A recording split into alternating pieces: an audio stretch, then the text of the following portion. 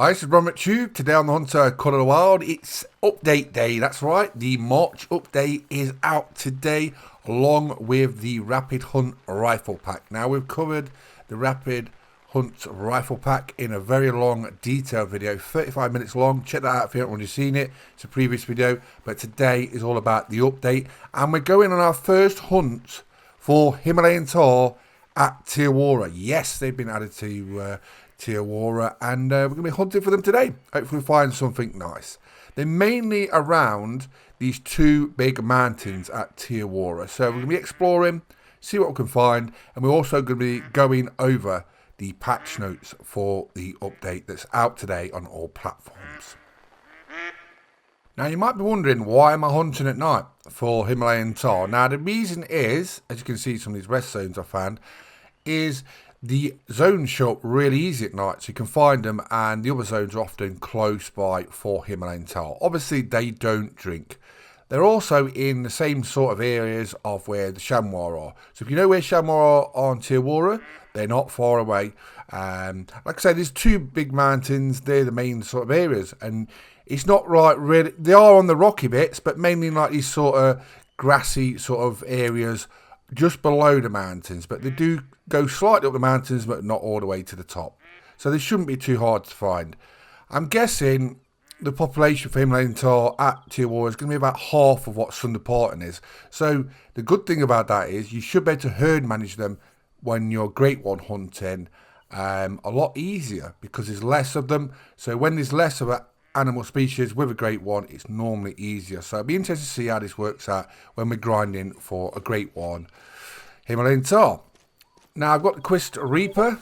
This is possibly the 243 replacement. I don't know. It's part of the new Rapid Hunt Rifle Pack. I've tested it out in great detail and shown you how good it was.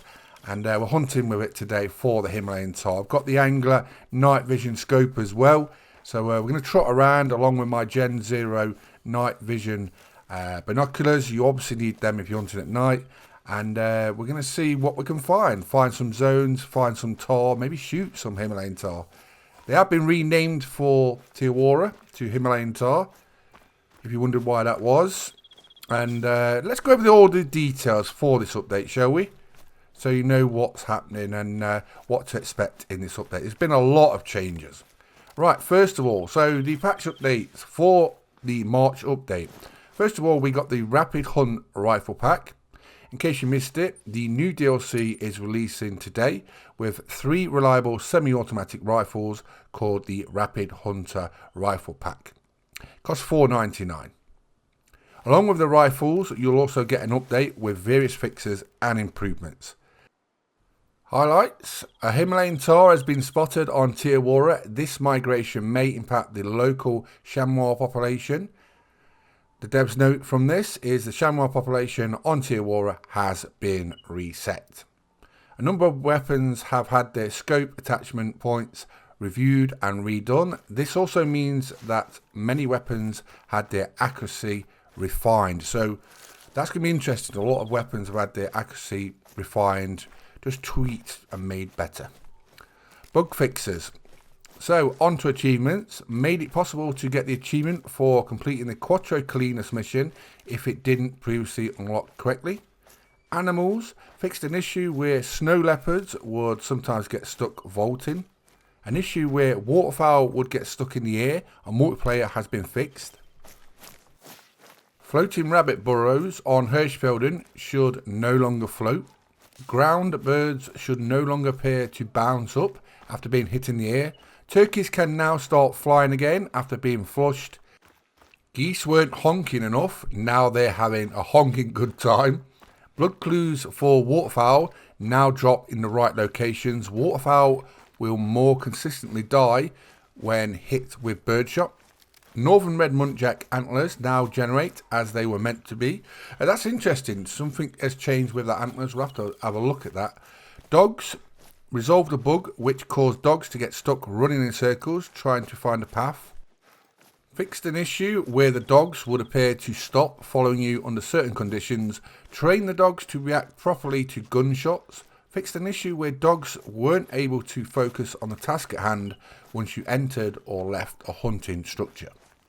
Solved issues where dogs getting stuck trying to retrieve harvest.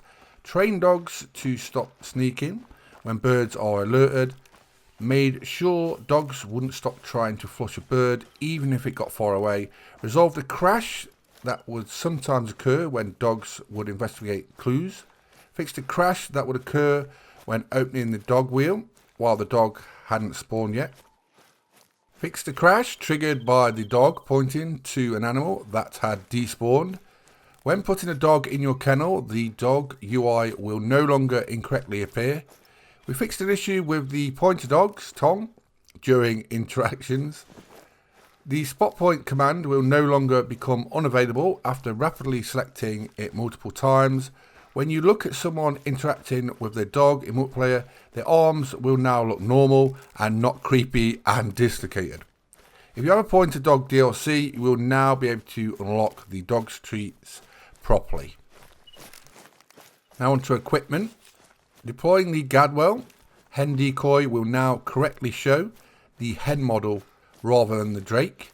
Slightly reduce the recoil of the 243 rifle. We need to compare that with the Reaper, see what the differences is. Fix an issue for a few weapons where the player's hand would move unnaturally while jumping. The Gopi 10 gauge shotgun's reload sound will now play properly. If you purchase Salveson, you will now unlock the Raccoon Caller as originally intended. The Odin scope on the Force Elite 300 has been adjusted. The tripods will make noise when rotating. That's an interesting one. Missions fixed an issue that caused some players to be stuck on the Emerald Coast report all sightings mission. Multiplayer. When joining a multiplayer game, you should spawn at the nearest unlocked outpost, not at other players' place tents. When the host leaves multiplayer game, you will no longer be waiting a lifetime on a never-ending loading screen. When you change modes on the clay shooting range in multiplayer, the change will update immediately. Solved an issue where if you joined the game on Salveson, you wouldn't see the correct shooting range mode if you had been changed before you joined. Schrodinger's door has been fixed. Doors can no longer be open on one person's screen and closed for another in multiplayer. Fixed an issue where Apex Connect game invites would fail if your friend was already in a response. You should disconnect less often in multiplayer when your connection to the host gets interrupted, which is a good one. Fixed an issue where players with restricted Xbox accounts were unable to join multiplayer games after being given access by a parent account. System.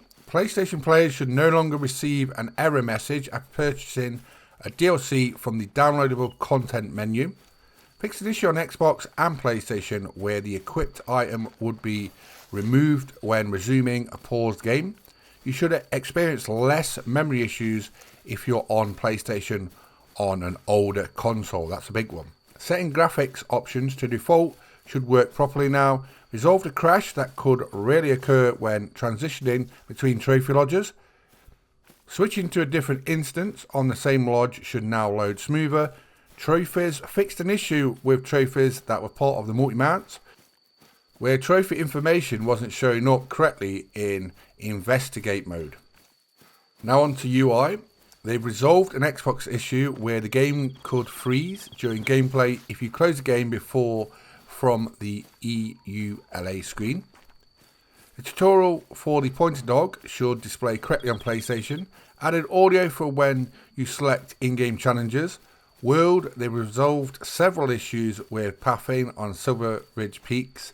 Made certain ghost rocks and logs on Salveson solid. Fixed a few spots on Salveson near the main lodge where the background music would suddenly stop. Paved over a weird line on one of the Salveson bridges. Repaved a road on Salveson which previously led you outside of the park boundaries. Fixed some issues with vegetation placement near the lighthouse on Salveson. Removed some lights that appeared where they shouldn't have on Salveson. Made the walls, stairs and upper floor solid inside of Ramtile outpost on Sunderparton so you can properly rest and access your cache. Fix some issues with grass clipping on Salveson. Properly aligned a point of interest for a cache on Salveson. Adjusted dog sitting positions for various locations on Salveson. Fix an issue where rain could go through the roofs on certain covered bridges at Salveson. So a lot of tweaks, fixes for this March update. Now a lot of us always look forward to new DLCs, new maps, new weapon packs, but a lot of people do always look to what bug fixes there are, and there's a lot of tweaks there, isn't there? There's a lot of fixes, and well done to the devs, and I'm happy that we've got so many fixes in this update for March. So we are using the Quest Reaper. We're on the Tahr now. We're getting close to where I want to be hunting. Now up in this location, I've got quite a few Tahr at this sort of time of night, as you can see, and I've been going up the hill and I'm hoping that we can spot one of the ones I spotted earlier on the first recce hunts up here. Now I have not got one of these Tahr. No, I haven't. Basically, when Thunder Park Nepal Hunting Reserve came out, I got drawn into hunting tigers, and I was obsessed with them, as you know. And I have nearly completed getting all the fur variations, the rare ones, for the tigers in both males and females. I've got super rare tigers, and hopefully we'll complete that at some point. But the Himalayan Tahr, or Tahr as it was known then, I didn't really get into. Do you know what I mean? I didn't really enjoy hunting them there at Sunderparton, and I thought, you know what, we'll get into it on Te Awaroa, and you know what I'm finding? I'm actually enjoying hunting them at Te Awaroa. They're in two main locations, so they're not hard to find. There's not that much vegetation compared to like Sunderparton, so I think this is going to be like the new hunting grounds for the Himalayan Tahr and trying to get a great one, Himalayan Tahr. So I think this is where my grind's going to happen, and we're just trying to get, there's a diamond one over this ridge, but we've just got to try and get a shot at it, and it's a bit awkward because when they lie down they're quite hard to see, and obviously we're at night, but it's great for finding zones at night. But yeah, we're going to try and get our first diamond Himalayan Tahr at Te Awaroa, and I haven't got a diamond Himalayan Tahr anyway, so and we're going to test out the new Quest Reaper on it as well, so hopefully we don't mess it up. You're going to see if we do. I haven't shot one yet, so we're going to see how that works out, but I'm excited.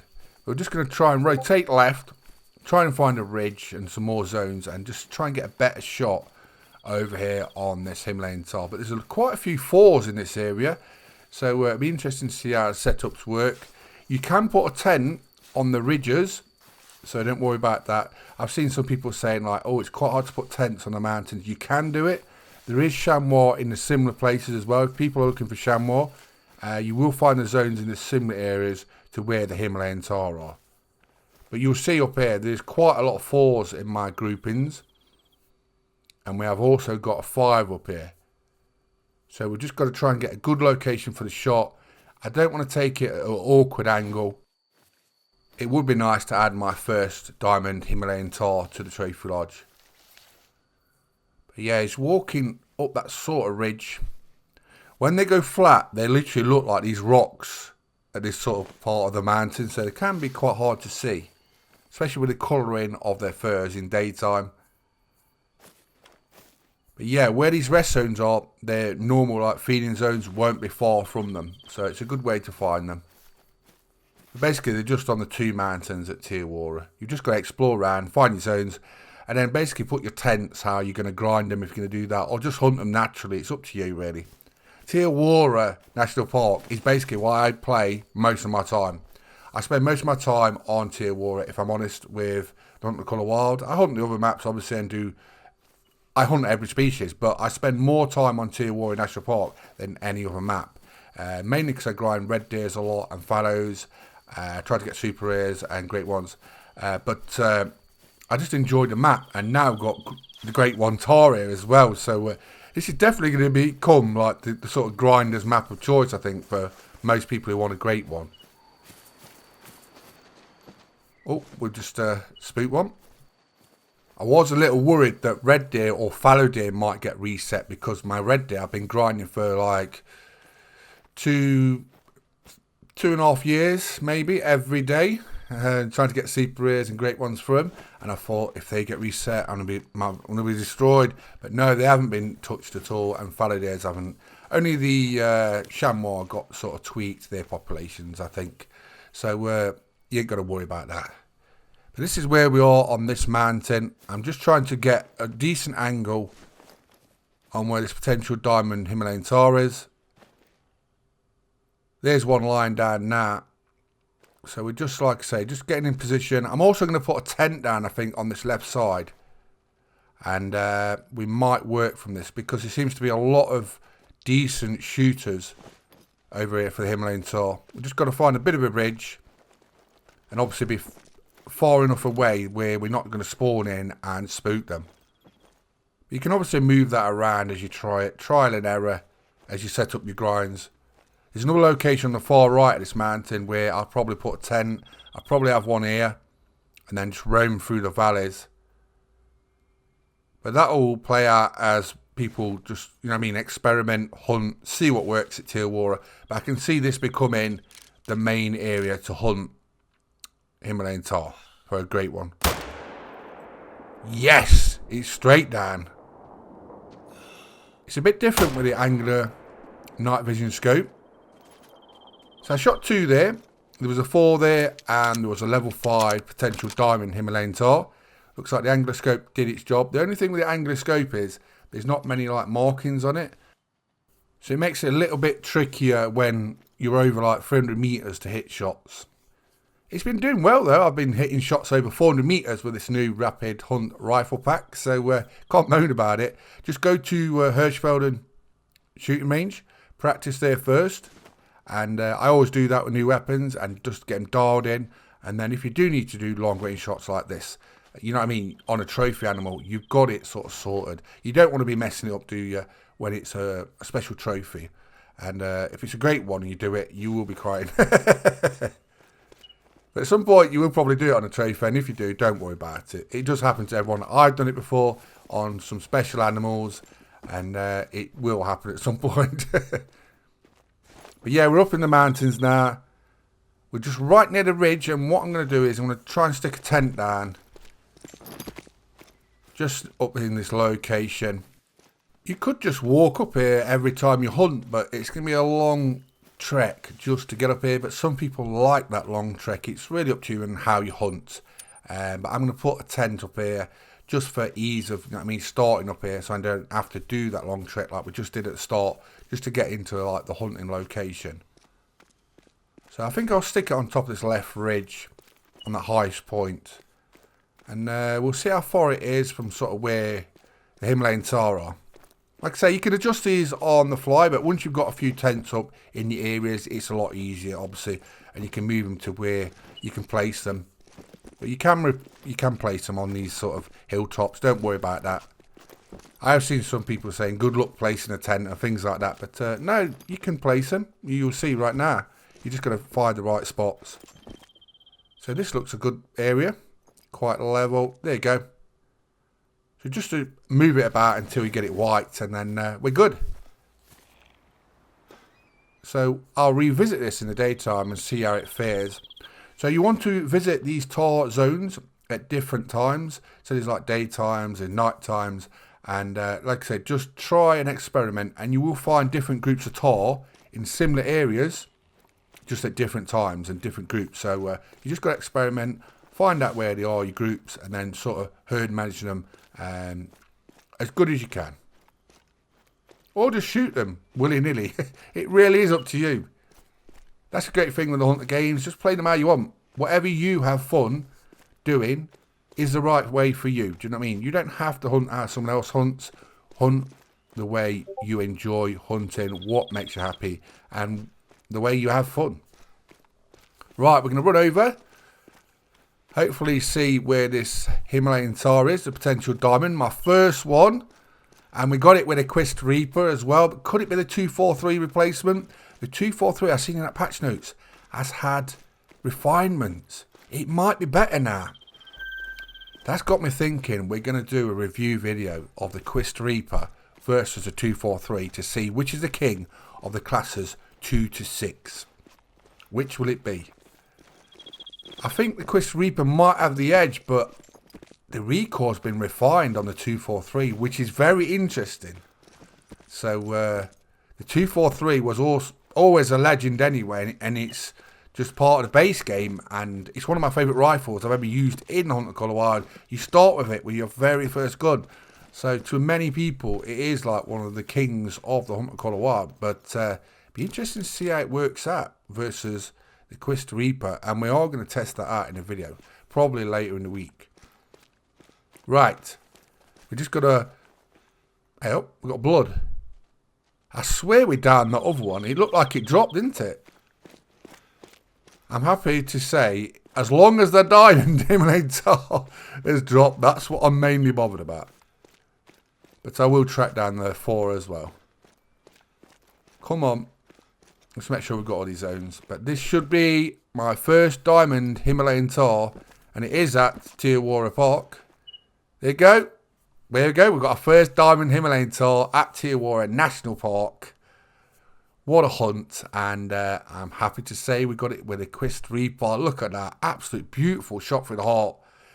Can't say no more, can you? That's what I mean. This is going to be one of the key weapons for the Hunter Call of Wild. It really is. A lot of people are going to be using this Quist Reaper. So, along with its new ammo as well, it's the first time this ammo has ever been joined in Hunter Call of Wild. So, can't wait to see your reactions. Let me know in the comments what you think to this March update, what you think to the Rapid Hunter rifle pack as well.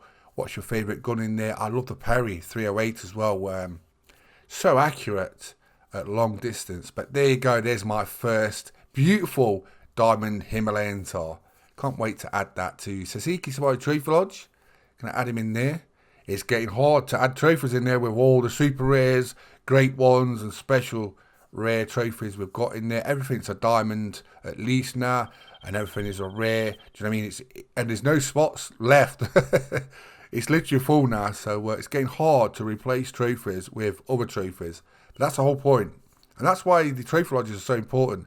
You play all the time, but it's a gradual process, and just if you're making a trophy lodge as good as it can be, which most people will do, it can take years. It really does, but it adds to the gameplay. It gives you a reason to go out there. We've also got new hunting challenges as well, so there's a lot in this update. I can't believe it, to be honest. The Hunter Call of Wild is getting better and better and better, and we're only just starting. This year is going to be massive. Just mark my words on that, it's going to be massive. So can't wait to see what's next. We should have a new map. Some people's been asking me about this. When's the next new map, Ron? It's going to be probably June. That's normally when they drop. So it looks like from the tease we've got new map coming June, which is probably going to be a snowy map based off the teaser we're seeing in December sort of time. And we'll probably have a new map in December. We know we've got 2 maps. So one probably June, one probably December 2025. So exciting time. So this is where you hunt for Himalayan Tahr at Te Awaroa, all around these mountains. Go explore. Let me know what you think of the new March update and the Rapid Hunt rifle pack. Been playing the Hunter Call of Wild. Enjoy the update. I'm Ron McTube. Please subscribe to our YouTube channels. Hope you enjoyed the video, and thanks for watching. Bye bye.